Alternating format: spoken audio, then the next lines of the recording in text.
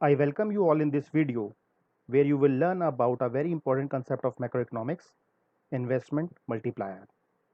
After watching this video, you will be able to explain the relationship between change in income and change in investment in a two-sector model, explain the theory of investment multiplier, and understand the derivation of the formula of investment multiplier.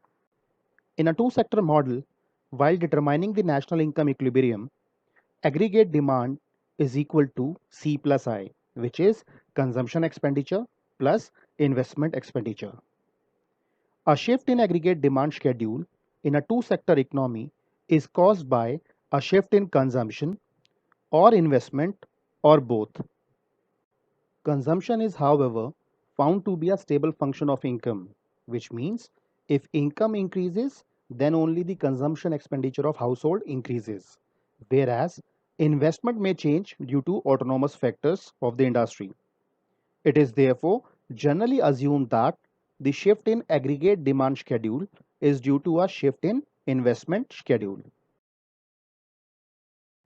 Let us understand the relationship between change in income and change in investment in macroeconomics.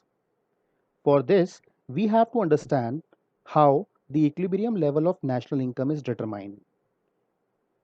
For finding out the equilibrium level, we have to find out two curves, aggregate demand and aggregate supply.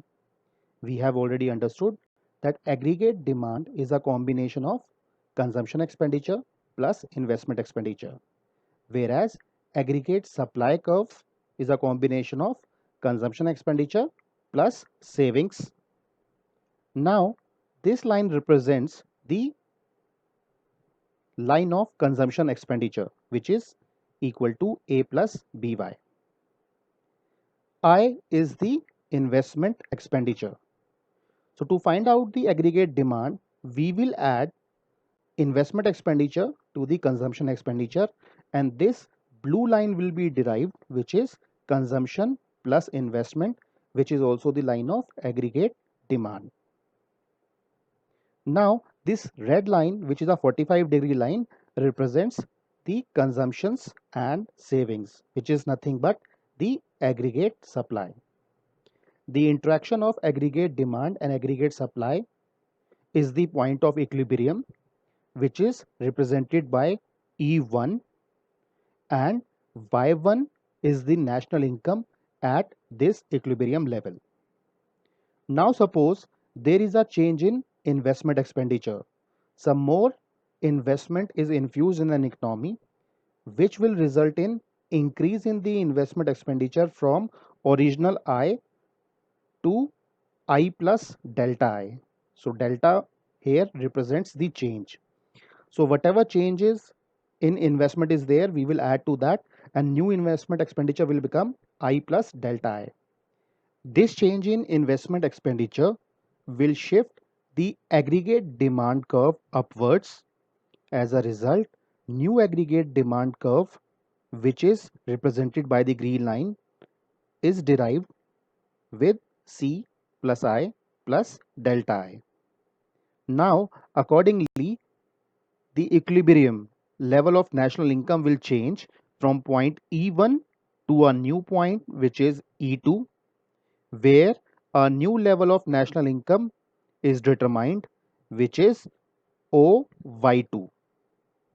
And you will see now we are on the another level of national income.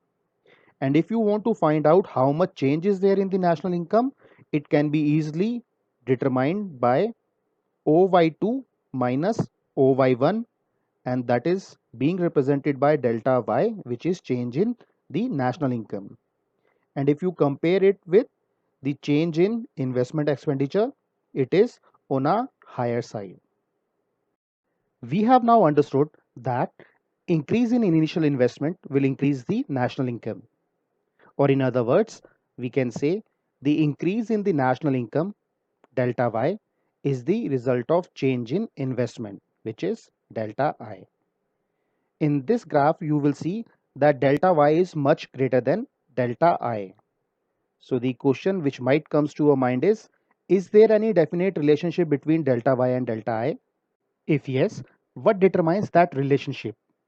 These questions take us to the theory of investment multiplier. The concept of investment multiplier is an important contribution of Professor J.M. Keynes. Keynes believed that an initial increment in investment increases the final income by many times. Multiplier expresses the relationship between an initial increment in investment and the resulting increase in aggregate income, which is given by the formula change in income divided by change in investment, or we can say delta y divided by delta I. Multiplier is represented by the English alphabet K, which can be explained in terms of MPS and MPC. Here, MPS means marginal propensity to save and MPC means marginal propensity to consume, which we will discuss after some time. So there are three different formulas for calculating the multiplier or the value of multiplier. First one being change in y divided by change in I. Second one being 1 divided by 1 minus MPC. And the third formula is 1 divided by MPS. To work out the investment multiplier, let us first understand the relationship between delta y and delta I, which is change in income and change in investment. And this can be done by comparing two different levels of national income at equilibrium point E1 and E2. At equilibrium point E1, Y1 equal to C plus I. And since we know that value of C is equal to A plus BY, by substitution, we will get the value Y1 equal to A plus BY1 plus I, which will be equal to A plus I divided by 1 minus B.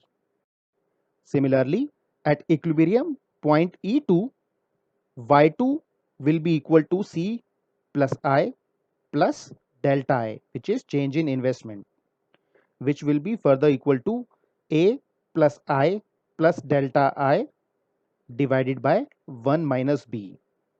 And if you subtract Y1 from Y2, you will get delta Y or change in income, and which will be equal to delta I divided by 1 minus B.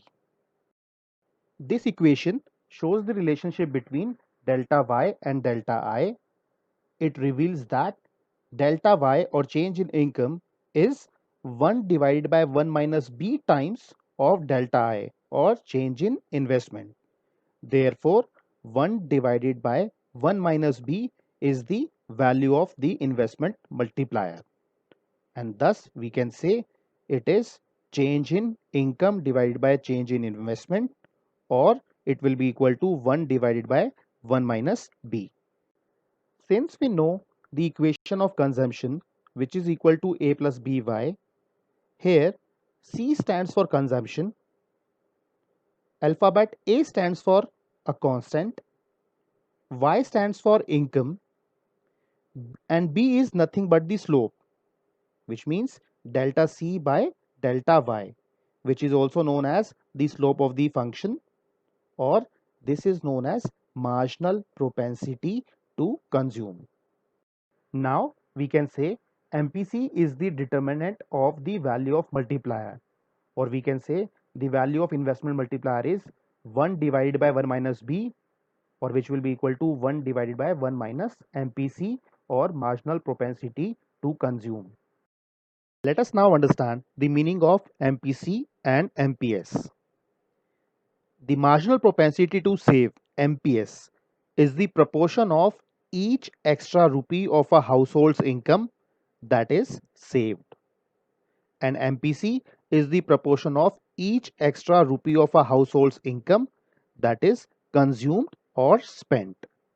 For example, if you are getting a 1 rupee as an extra income, and if you are spending 70 paisa, that is 0.70, that will be your MPC, and the remaining 30 paisa which you are saving is your MPS. Since an increase in 1 unit of income will be either consumed or saved, we can say Y is equal to C plus S. Similarly, change in Y will be equal to change in C plus change in S. In our example, if we are getting 1 rupee as extra income, 0.75 will be the change in consumption. Similarly, 0.25 will be the change in savings. And if you divide it by change in income, which is 1, then the formula will become 1 will be equal to change in C by change in Y plus change in S divided by change in Y, which is nothing but the value of MPC and MPS. Because of this relationship of MPC and MPS, where MPC plus MPS is equal to 1, investment multiplier can also be calculated with the help of NPS. So if you substitute the value of 1 minus MPC as MPS, the formula for investment multiplier will become 1 divided by MPS. Now we have understood how all these three formulas of multiplier have derived. Numerically, if MPC is equal to 0.80 and MPS is equal to 0.20, then investment multiplier can be calculated using the formula 1 divided by 1 minus MPC or 1 divided by MPS. So the value of investment multiplier will come out to be 5. Now what do we mean by this number 5? This means if we increase the investment in an economy by rupees 1, income in the economy will increase by rupees 5. So if MPS is known, investment multiplier can be easily obtained. With the meaning of investment multiplier, can you now find out the use of investment multiplier in macroeconomics? You will learn more about the practical application of investment multiplier in your class of actuarial economic models 2. Let us check what we have learned with the help of some multiple choice questions. And your first question is, in a two-sector model, while determining the national income equilibrium, aggregate demand is equal to, and your options are A. C plus I, B. C plus S, C. MPC plus MPS, D. Change in Y divided by change in I. And your right answer is A. C plus I. Investment multiplier expresses the relationship between an initial increment in investment and the resulting increase in, your options are A. Consumption, B. Savings, C. Aggregate income, D. None of the above. And your right answer is C. Aggregate income. Which of the following is true with respect to the relationship between MPC and MPS? A. MPC plus MPS is equal to 0. B. MPC plus MPS is greater than 1. C. MPC plus MPS is less than 1. D. MPC plus MPS is equal to 1. And your right answer is D. MPC plus MPS is equal to 1. Which of the following is the correct formula for calculating the value of investment multiplier? A. Change in income divided by change in investment. B. 1 divided by 1 minus MPC. C. 1 divided by MPS. D. All of the above. And your right answer is D.